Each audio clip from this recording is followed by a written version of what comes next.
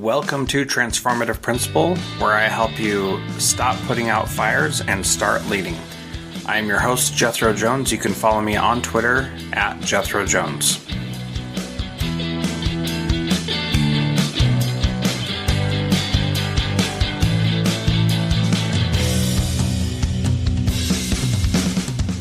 I'm launching a new website, transformativeprincipal.com.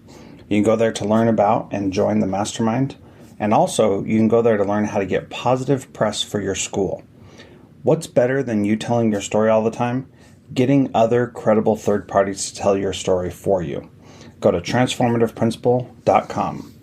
Once again, that's transformativeprincipal.com.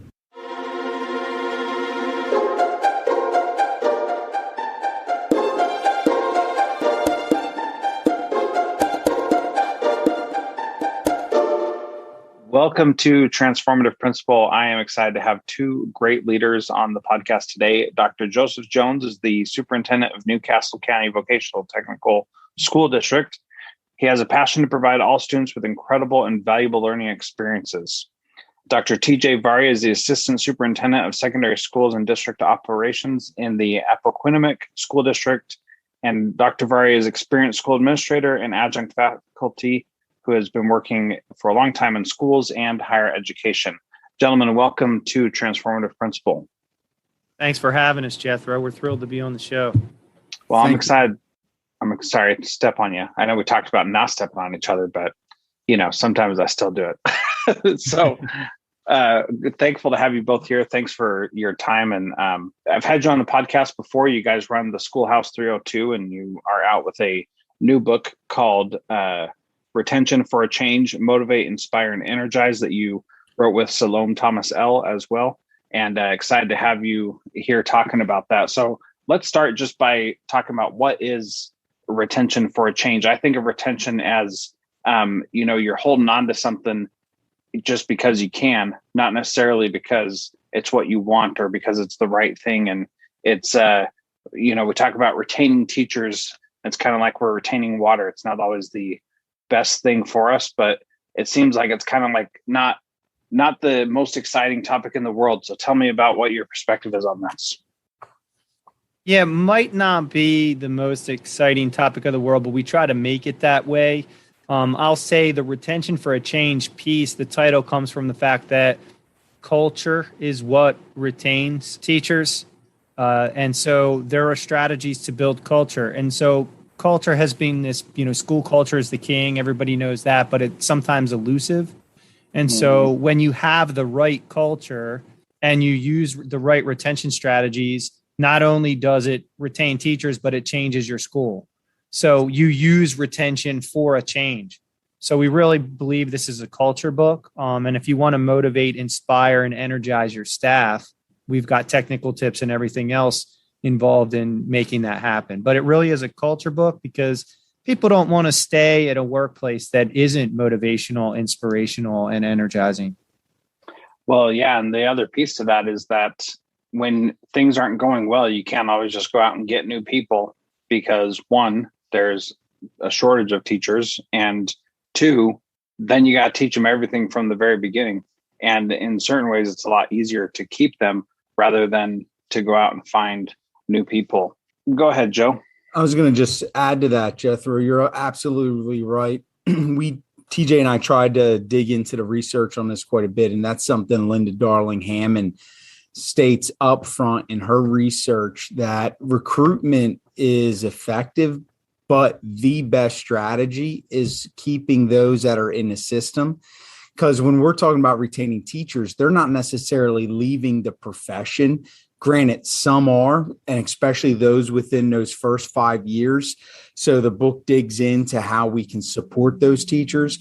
But we also want to prevent teachers from just jumping ship from one school to the next. So retention is critical, not only for those 0 to 5, but then also some of those that are not going to leave the profession, but those who might think that the grass is greener. Yeah, and because you two are at superintendent level, you have a different perspective on this than a principal might, because you can see how it impacts more than just a principal's individual school. So can you talk a little bit about how your perspective is different as a superintendent level rather than a principal level? Yeah, I would say from my perspective, we're looking at the whole district, which is certainly a little different because, we look at our season, and this goes back to our book on building a winning team. But you want to think of hiring not as just a seasonal occurrence in spring and through the summer. Really, there's a before, during, and after. And really, hiring is a full-time job. So right now, even though we may be after the hiring season of actually putting teachers in classrooms, right now we're thinking, okay, well, how am I cultivating our story of our district that really starts to bring about, a level of awareness for wannabe teachers? Have I made connections with higher eds to attract student teachers? So that's a different lens that I think we take at the district level. Another thing that I'm always thinking about is investment.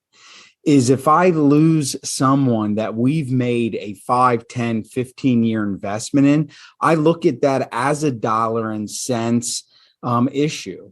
So if I'm going to be a good steward of taxpayers' dollars, I have to do everything it takes to keep those teachers. We've invested in them, and the community is looking to us to create schools that their kids can really learn and grow in.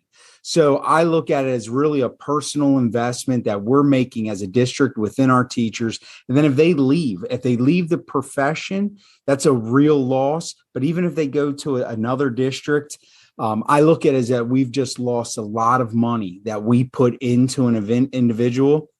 So I would say those are probably two of the significant differences that I look at hiring as a full year job. It just takes on different aspects in different seasons. And then I look at it as dollar and cents as being a good steward of the community and taxpayers' dollars. And the only thing I'll add to that from a district office perspective is that when I watch, and I agree with everything Joe just said in terms of the investment, but when I watch principals who do this stuff well, they typically have three things at the top of their mind. The first is that they delegate management. And so they know management's important, and they don't leave that. Everybody talks about leadership and management gets a bad rap. They delegate the management. They do it well. The second is that they're the chief learning officer. They're almost curriculum directors of their school. And the third is that they're a human resource director. They don't leave the human resource side of things, telling the school story, getting out there and recruiting, being on LinkedIn. They don't leave that to the human resource department. They do it themselves. And so if they get those three things right, I think they've done well in terms of building culture. We could say more about what great principals do, obviously, but when their brains are focused on those three things, the third being human resources, we're retaining teachers and we have a great culture to do it in. Yeah. So one last question about the district level view, and then we'll get down to specific strategies here. Do you see retention at the district level as important or more important than retention at the school level? So for example, to clarify that question, let's say you have a teacher who is at a school in your district and they're a great teacher, but they're not able to flourish in that school.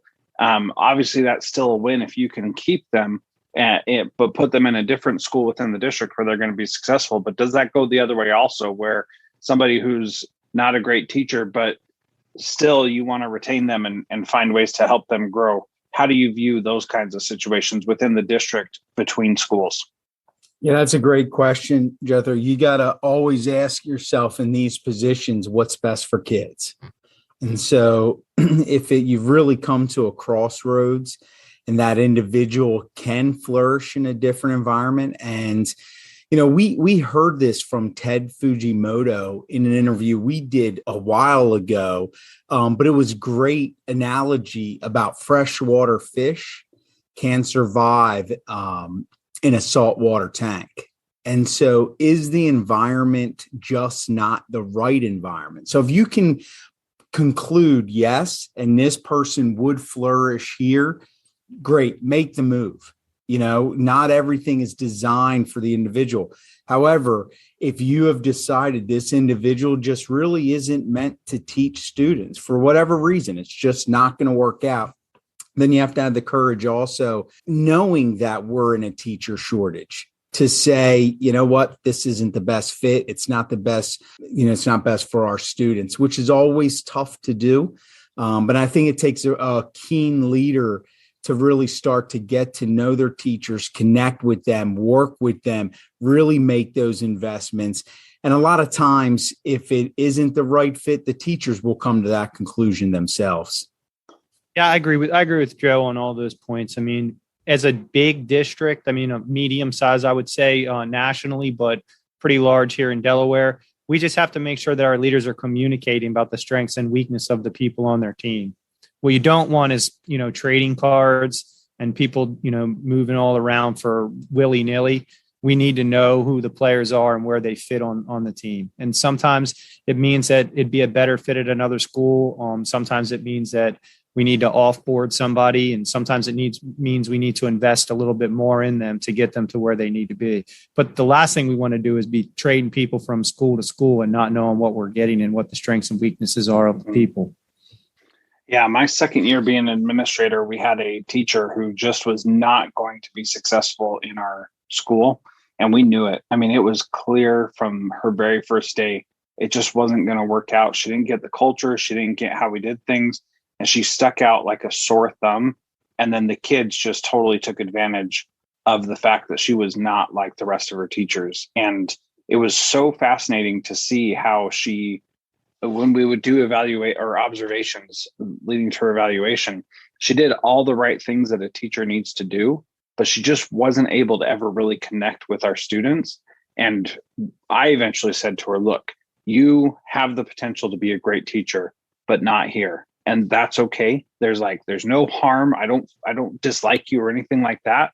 But are you happy in this environment? And she said, no, you guys do all these extracurricular things, and I don't really like that. I just want to come and teach and then go home and take care of the kids that I'm working with. And I don't want to do this extra stuff. And I said, well, look, go find a school where you can do that and you'll be fine.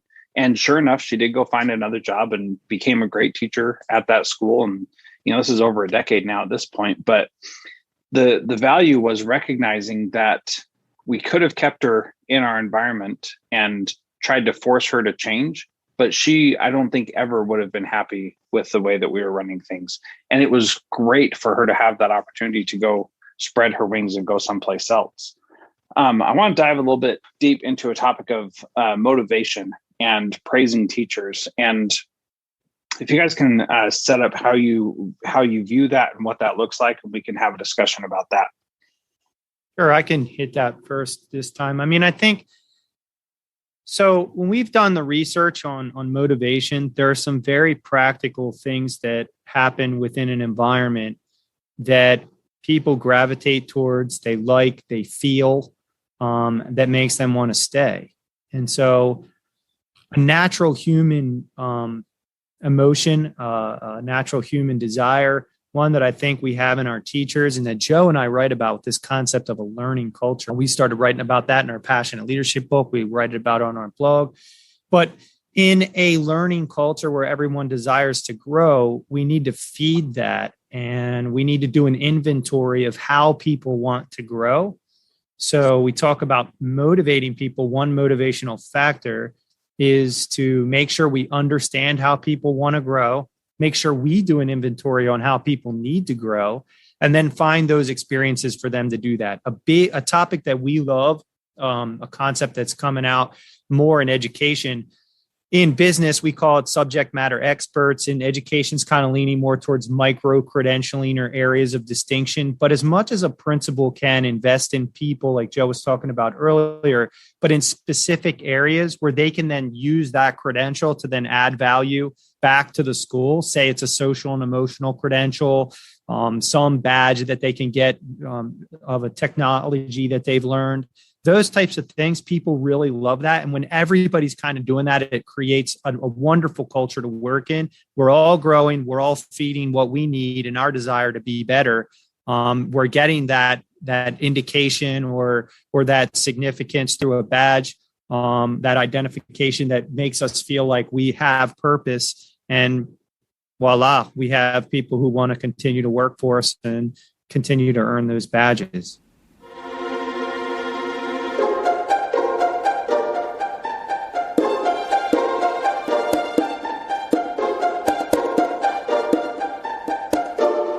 John Catt Educational supports high-quality teaching and learning by providing publications that are research-based, practical, and focused on the key topics proven essential in today's and tomorrow's schools. The latest John Catt publications include a book whose bold, transformative ideas amaze and infuriate people around the world, according to one reviewer, a title from global leaders in curriculum planning, practice, and retrieval, one book that says stop talking and start doing with regard to teacher well-being, and much more. These books, used by educators of all roles across North America and worldwide, amplify fresh, engaging voices with practical strategies to create transformative change. Learn more in our show notes at jethrojones.com/podcast.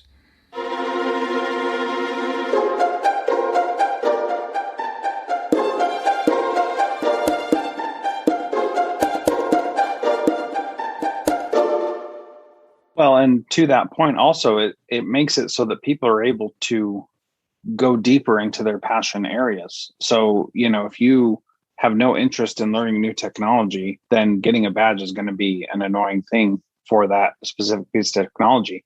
But if you have a passion in the Socratic method and you get a badge for the Socratic method and then use that badge to give you a status to where you can help other people experience that, I mean, you're going to be much more likely to enjoy that experience. Anything to add there, Joe? Yeah, I think what you just said, Jethro, is spot on. Too often in education, and we're not opposed to higher ed. TJ and I both adjunct at different universities. We're big believers in it. But, there's only a couple ways in education, gather credentials. And the primary way is through higher ed. So you get a master's degree, then you may even go on to your doctorate, or you just get plus credits. And a lot of it's tied to pay.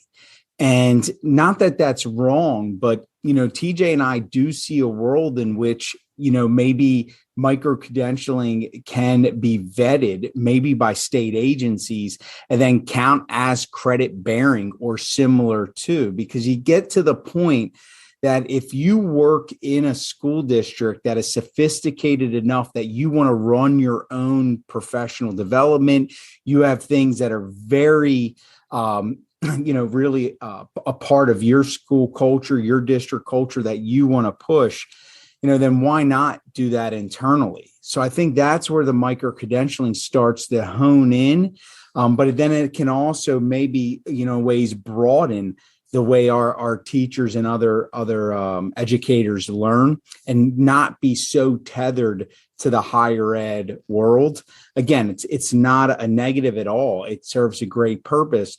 But I think when you get into elements of sophistication within any district, if they have the capacity to run that could be a powerful way to grow teacher skills in very specific ways. Yeah, several years ago, I was part of a district that had what we called HYPE certification, which was high yielding practices for educators.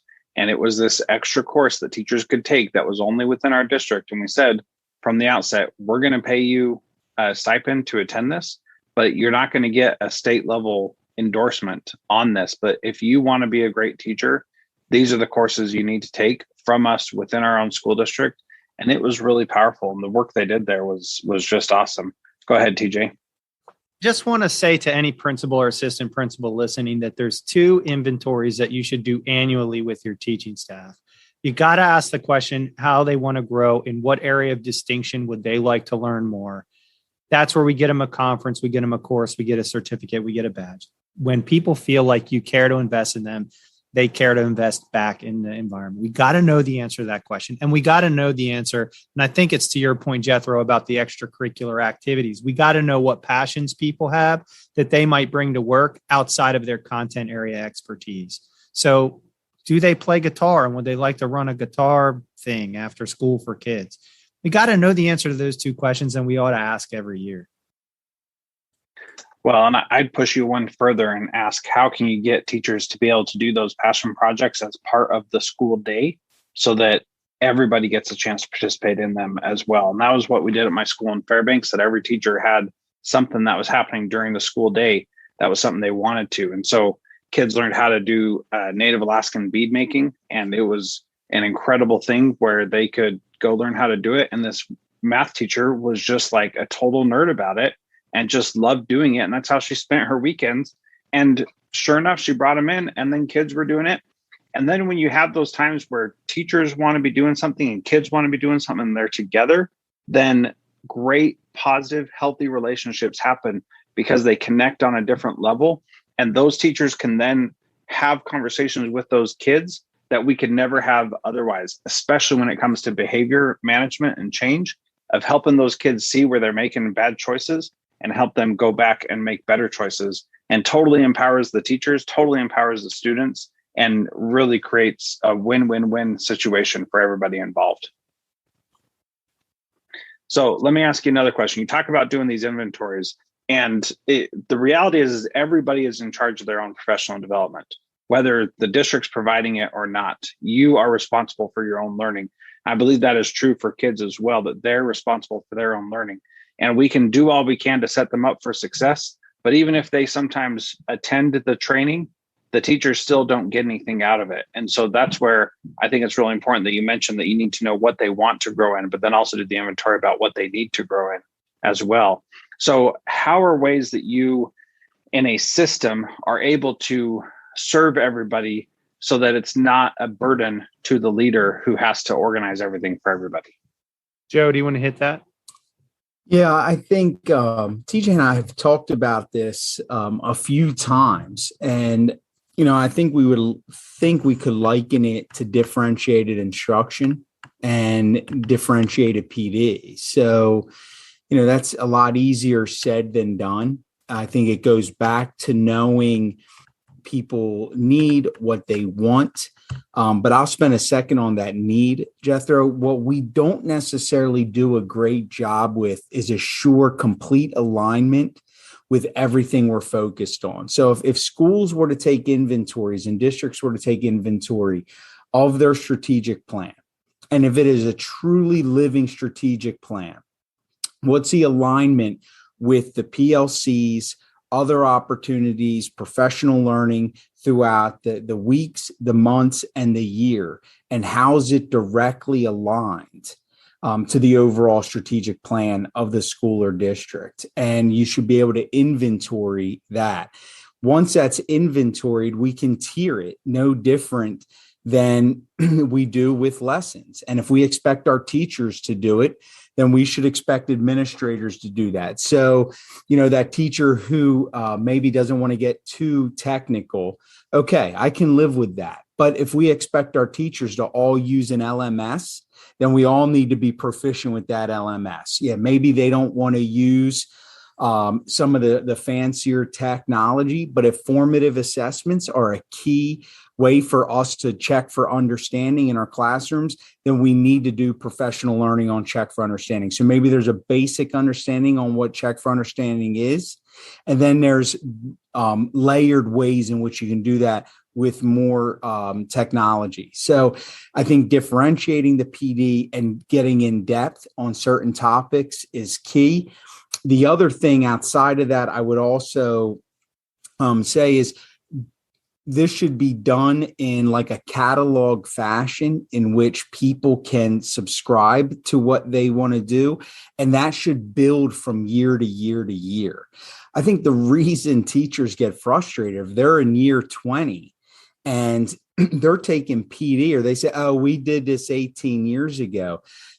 This is my 25th year. I just wrapped up my 25th year in education. I can say that for a lot of stuff. I get it. However, that's a lot with life. A lot of what we got to do is what works, stick with what works, but then use new information to make it better. And that's where we can get you. So if you know what you've done last year in PD, the year before and the year before, that fourth year should look different or build on. And TJ can dig into this more, but we should always be thinking of onboarding and developing. So how are we onboarding our new staff and catching them up? And then those that have been a part of our staff for a while, how are we further developing them? And you have to have multiple lanes in a highway like that for it to be effective. Yeah. And TJ, I'll let you talk in just a second, but I want to address that piece of having it be a catalog, that there are certain things that need to be at a base proficiency and everybody needs to be good at that. But beyond that, a lot of it doesn't really matter to the rest of the district as a whole. What matters is you getting better at what you personally need to get better at. And so, getting the same training, like, we can joke about bloodborne pathogens, for example. We do that training every year and it's ridiculous every single time. We know what to do if there's blood involved, and we don't need to spend another training doing anything with it. But it's one of those safety things that you have to be compliant with, and you have to do something with it every year. But, that's a base level. But a nurse is going to have a different level of training for that than a regular teacher would. And again, that's okay. The shop teacher should probably have a little bit more focused training on something related to that because of the accidents that could happen, and certainly should have more training on safety to ensure that they, one, are safe themselves, and two, teaching the kids to be safe. So TJ, what would you add? No, I would just add that catalog has to be alive and well, and we need to meet with the teacher. So once we do with the inventory, we can sit knee to knee with people and we say, okay, well, how are we going to make this happen for you? Then we know from year to year, like Joe said, we have the name of the teacher, we have the year, and we have a spreadsheet that says this teacher wanted to grow in this area, and this is what we did to make that happen. And then the next year and the next year and the next year. And then you're not offering the canned PD to people because they're all on a different trajectory. Of course, you're still going to need to do whole staff trainings on things that are coming down that everybody doesn't know about all at once, but you can build that plan, that PD plan over years in a spreadsheet for teachers. And the simple question to say, look, it sounds like you want to be an SEL expert here for our school, social and emotional learning. How are we going to do that?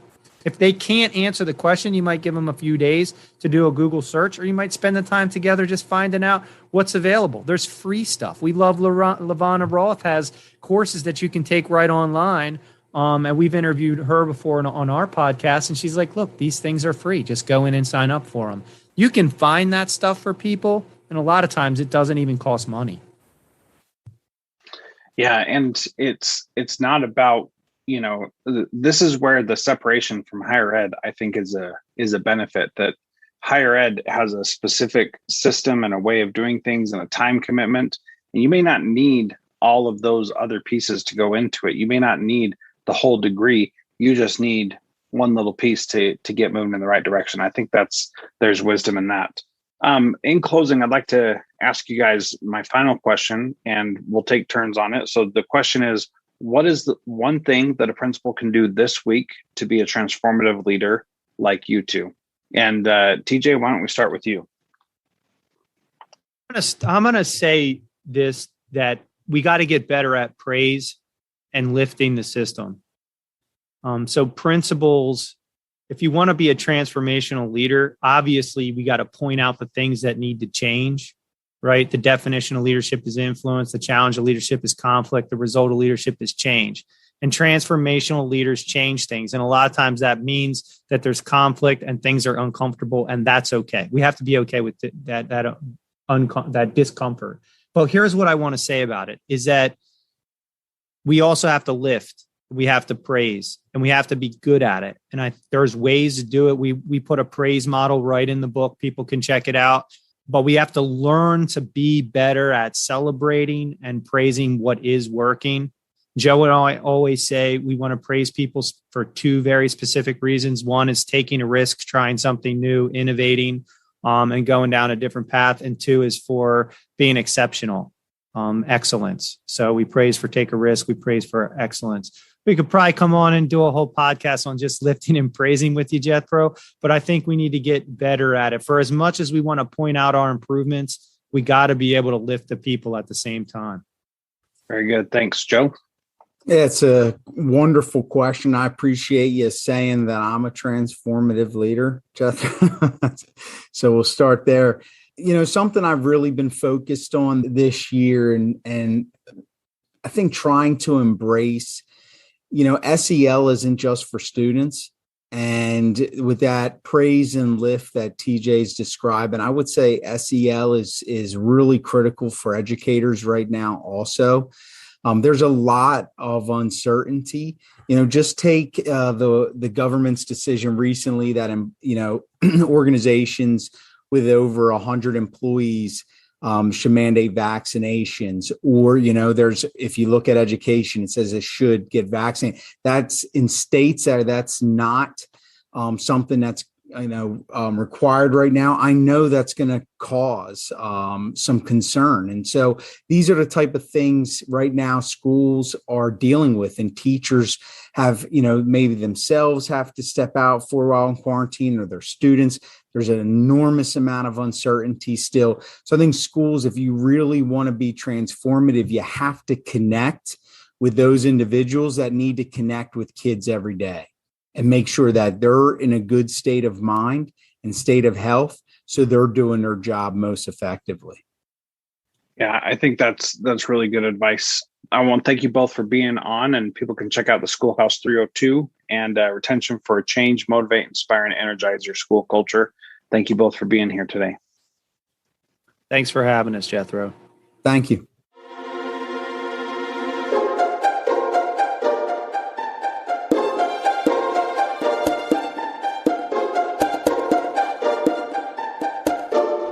Hey, middle school principals, what if I told you that all your teachers had to do to teach your students really valuable social and emotional competencies was just press play? In Control SEL is a fully automated video curriculum that teachers and students absolutely love. And that's because it's easy, and it looks just like a Netflix or a YouTube show. So all you have to do to hear about how it can completely transform your school is schedule your call. Tell us Jethro sent you and you'll get 20% off if you feel like it's a good fit. So go now to www.incontrolsel.com/strategy call to schedule your call today. The link will be in the show notes.